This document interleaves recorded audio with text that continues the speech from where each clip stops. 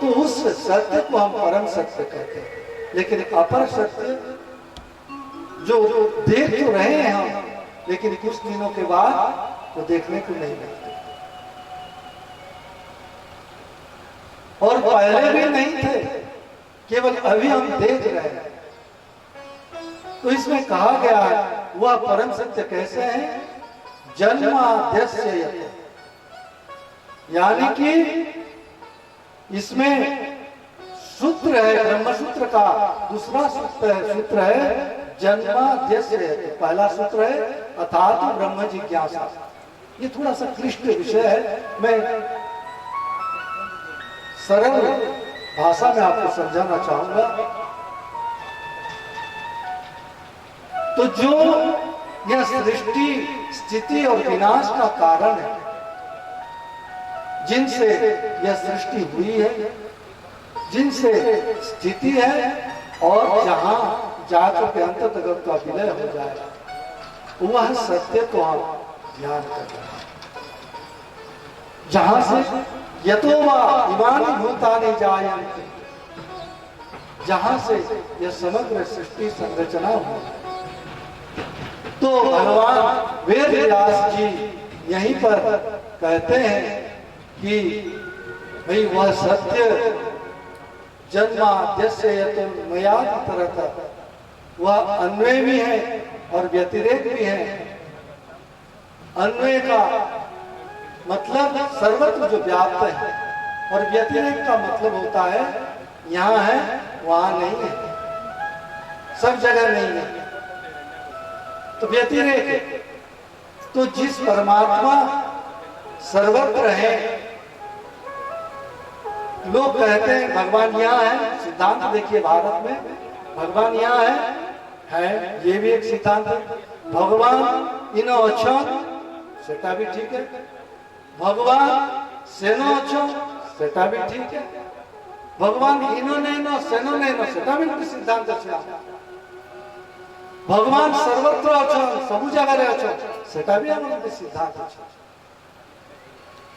आमे जितने देखी नहीं पारवा सेते बेले भगवान को नैनो बोलिकर आमे कहूँ, आमे कहूँ, किंतु भगवान अच्छा आमे नैनो बोलिकर भी जेनटा कहूँ से कहवार लोग भी किए कार द्वारा हम कहीं पर भगवान करता। तो भगवान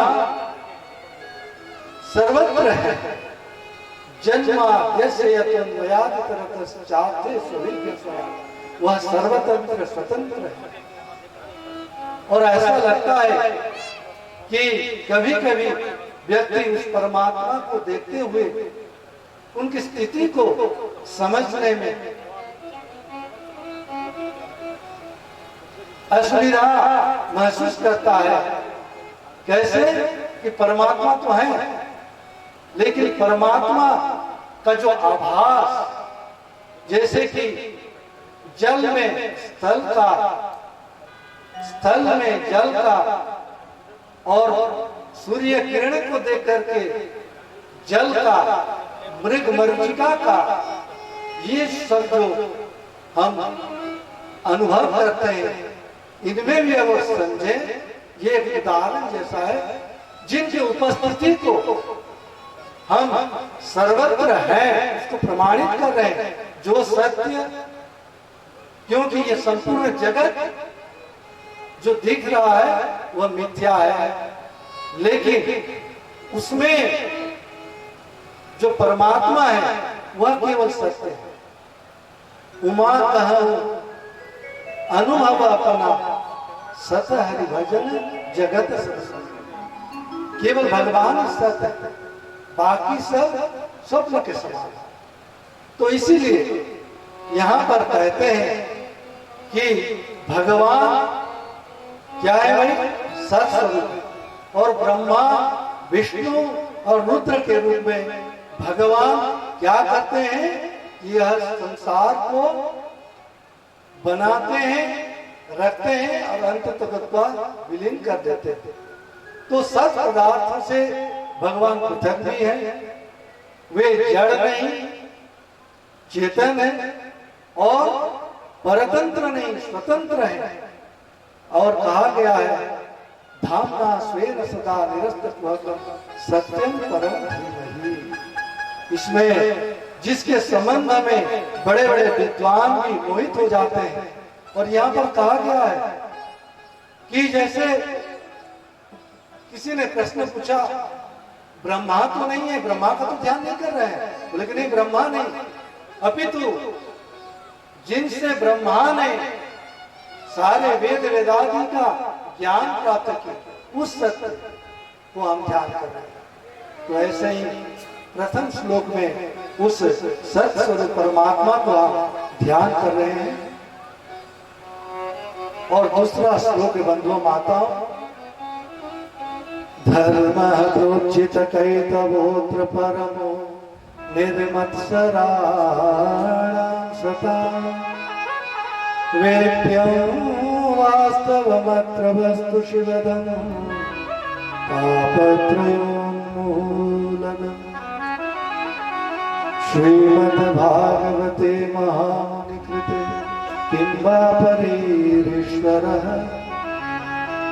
सत्योरुध्यवरुध्यते प्रकृतिभिः शुश्रूषुभिस्तत्क्षणात्। महामुनि व्यासदेव जी के द्वारा निर्मित इस श्रीमद् भागवत महापुराण में मोक्ष पर्यंत जो फल की कामना से रहित परम धर्म का निरूपण हुआ है। इसमें शुद्ध अंतकरण के साथ सत्पुरुष यानी कि कहा गया है निर्मत सराणाम सता। निर्मत सराण मतलब मत्सर रहित, माश्चर्य से रहित, और सता मतलब सज्जन सत्पुरुष जानने योग्य वास्तविक वस्तु कौन है भाई? परमात्मा का निरूपण हुआ है। और जो तीनों तापों का जड़ से नाश करने वाली और परम कल्याण देने वाली है, उस भगवान के बारे में कहा गया है। और श्रीमद् भागवते महामुनिकृते किं वा परेरीश्वरः सद्यो हृदयवरुध्यते प्रकृतिभिः शुश्रूषुभिस्तत्क्षणात्। और जिस समय भी सकृति पुरुष इसके श्रवण की इच्छा करते हैं, ईश्वर उसी समय उसके हृदय में जाकर के बैठ जाते हैं। कहने का तात्पर्य क्या है बहनों माताओं? प्रथम श्लोक में हम किनको ध्यान करें और द्वितीय श्लोक में किनको हम जाने और तृतीय श्लोक में किसको हम पान करें। तो भगवान को हम प्राप्य के रूप में भगवान को तब हम प्राप्त कर सकते हैं जब निर्मत्सर होकर के, अनासक्त होकर के, निर्मल हृदय से, कल पूज्य श्री ने बता रहे थे, निर्मल मल जल सो मोहि पावा, निर्मल मल सो मोहि पावा, मोहि कपट चल चित्र भावा, मोहि कपट चल चित्र भावा, निर्मल मल जल सो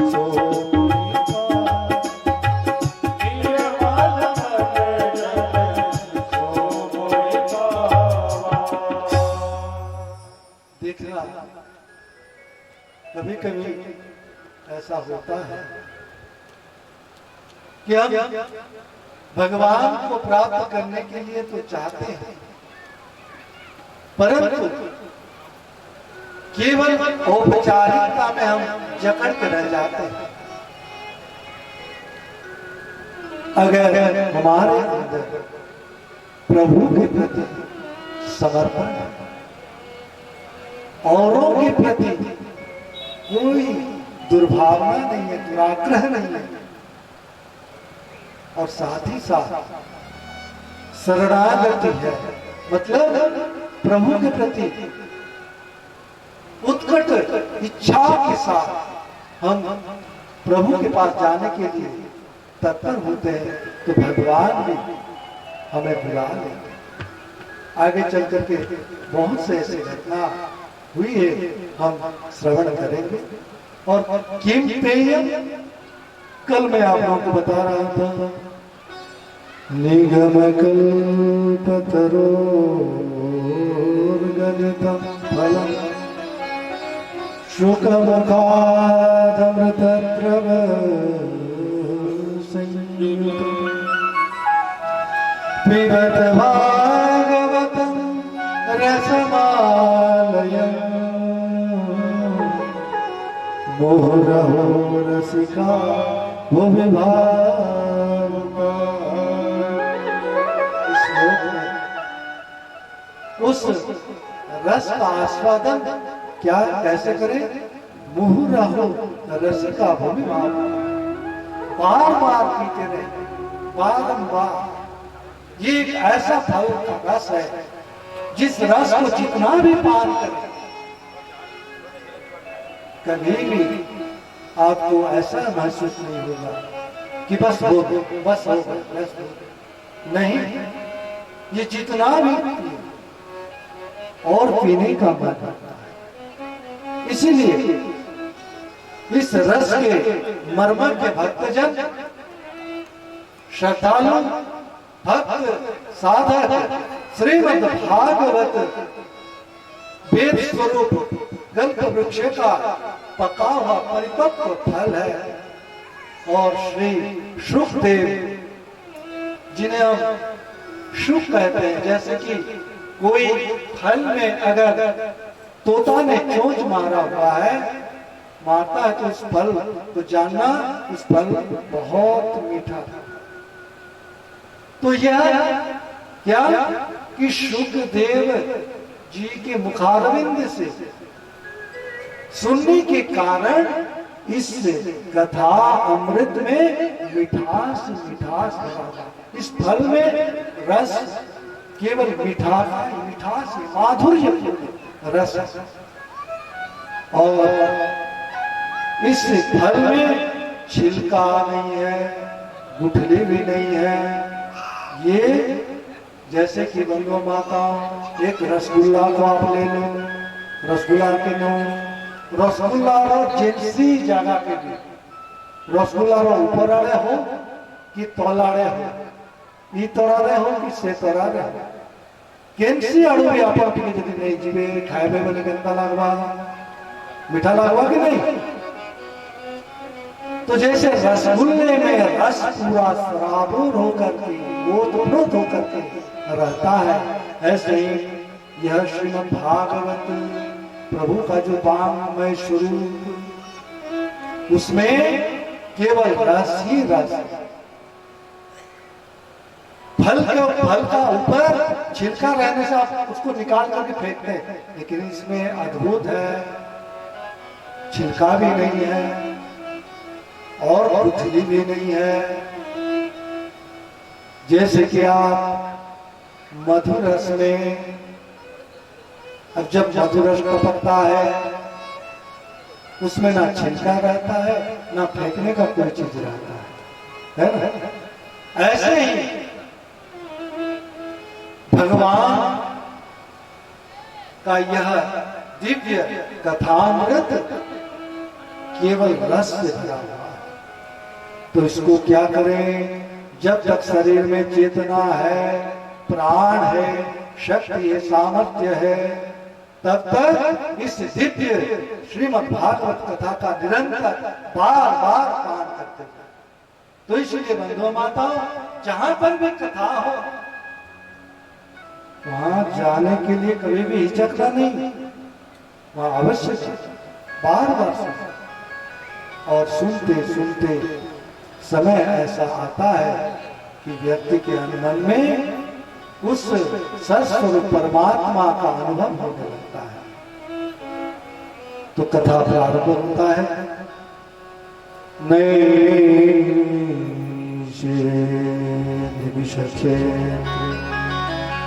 ऋषयः शौनकादयः सर्वसर्गाय लोकाय सहस्र सममाश।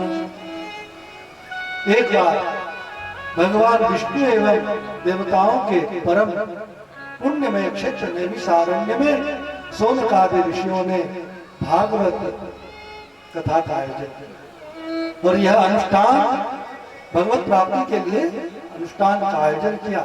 और यह दिव्य कथा देखिए, एक दिन की 2 दिन नहीं, 7 दिन नहीं, ये सहस्र वर्षों तक। आप विचार करिए, हम लुकापारा में 7 दिन के लिए आयोजन कर रहे हैं, लेकिन ये सब लोग क्या किए कि जा करके ब्रह्मा जी के पास पहुंच गए संत लोग और प्रार्थना किए कि ऐसा कोई जगह बताइए जहां जाकर के सहस्र वर्ष पर्यंत हम अनुष्ठान करें, उपासना करें, आराधना करें। ब्रह्मा ने कहा ठीक है। भगवान ब्रह्मा ने एक क्षत्र भेजा और कहा कि तुम लोग पीछे पीछे जाओ, ये जहां रुक जाएगी वहीं पर उस स्थान में तुमको करना है, क्योंकि बाकी जगह करेंगे कहीं डिस्टर्बेंस हो सकता है हजारों साल तक। भाई यहाँ हम अगर 3 महीने तक भी 4 महीने तक भी करने के लिए बोलेंगे तो ये जमीन मालिक जो है वो मना करेगा कि नहीं? बोला कि मेरे को खेती बाड़ी करना है, कहेगा कि नहीं? तो ऐसी जगह को चुना जहाँ कहीं कोई असुविधा नहीं, वहाँ बहुत सुंदर सा वातावरण, वहीं पर चलता रहा। और मैं इस कथा को संक्षिप्त में कहना चाहूंगा बंधु माताओं कि उसमें मुनि प्रश्न करते हैं, कथा प्रारंभ होता है, वो दिव्य कथा है। और प्रारंभ नैमिषारण्य में सूत जी बैठ गए, जैसे कि यहाँ पर एक बट